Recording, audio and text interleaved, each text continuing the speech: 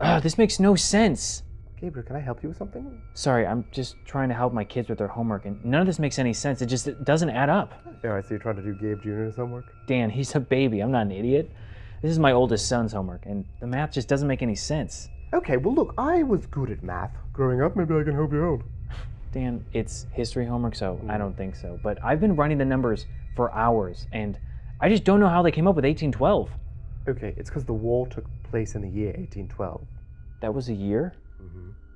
Oh, yeah, I knew that, of course. Yeah, because, I mean, if you carry the 2, then, yeah, you would get 1812. Yeah, it all adds up to you being an idiot. This week, on the next door hall, we'll be watching the film Final Destination. Hey, Dan, do you ever wish you were actually dead? No, why would you say something like that? Oh, well, no reason. I mean, well, kind of. I just wanted to know if you ever actually wanted to be dead, because I just can't think of what to get you for birthday. So you're going to kill me? Not if you didn't want me to. No, I don't want to be murdered, Gabriel. Okay. Should I just introduce the guest then? Yes, please introduce the guest so I can get you out of my house before you try and kill me. Okay, well, remember how we had to go to court for that ticket that one time? Mm-hmm. Well, I met this detective, and I thought, what a better guest than to have a detective who knows a lot about death when we're watching Final Destination. So yeah, I've been a detective for about 20 years now. Seen it all. Seen all the types of gruesome deaths. Ooh, how dark. Yeah. Don't you mean macabre? Don't you ever use that word in this house, Gabriel. Sorry, Peter. Now, this line of work, I feel like maybe it has an effect on your personal life? Yeah, unfortunately it does. Yeah, I lost my husband. He didn't die, he left me. Because, I would come home and tell him about all these horrible stories about these gruesome deaths, This one time, I found a man lying there, and he was dead, but I could tell from his eyes that he had seen his own heart be ripped out of his chest cavity. Horrifying. Oh, Gabriel, are you okay?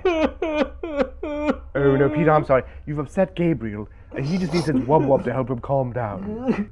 This thing? Mm-hmm, that's it. Now, if you could rub Gabriel's back gently. There it is. Oh, you've got support on all your sides, Gabriel. Okay, this is making me feel uncomfortable. This week, on the Next Door Horror, we'll be watching Final Destination, a tale of teens who escape death, only to find no one escapes death. Dan, you're right about that. No one escapes death. I was working this one case where a guy was trying to hold his brain in his own head, inside of it, because it was popping out of his skull, right? What happened was he was in construction, and one of those cranes came around and swung, cracked his head open, and then pulled him into the sky from his brain, right? And he was trying to take. Oh. You okay? No, I'm not. You got hit by a bunch? Loser! Obviously we'd be picking up all his body parts across the highway, But at least he's dead. I'll tell you what, if you hit a man with a speeding vehicle at the right angle, his penis will invert and come out through his asshole. Oh. Yeah. It's a little prairie dog coming out like, we call it Groundhog's Day. Now, Peter, in that film, those teens were dealing with death. With your professional background, how would you deal with the cold hand of the Grim Reaper? I'm glad you mentioned that. Brought something for you guys. Now, don't tell anyone I showed you these, okay? Because this is very sensitive. But oh my God. Oh. These are all real photos from a crime scene that I just worked on. What happened was a bunch of teenagers were hanging out, and a little monkey came in, jumped on their faces, and peeled their skin off one by one with this little... It was that monkey from Friends. Remember Ross Geller's monkey? What was his name? Marcel. I grabbed one of Gabe Jr.'s cartoons to make us feel better. Good call. Hey, wait.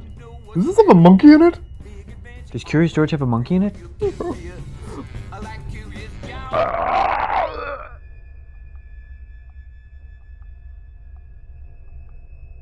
Hey horror fans, just want to say thank you again for watching episode Next Door Horror. Don't tell Dan I'm sitting in his chair, but it is actually very comfy. But while I'm here, I just thought I'd say there's some other episodes, check them out, make sure to subscribe, hit the bell notification, and we'll see you next week. Oh,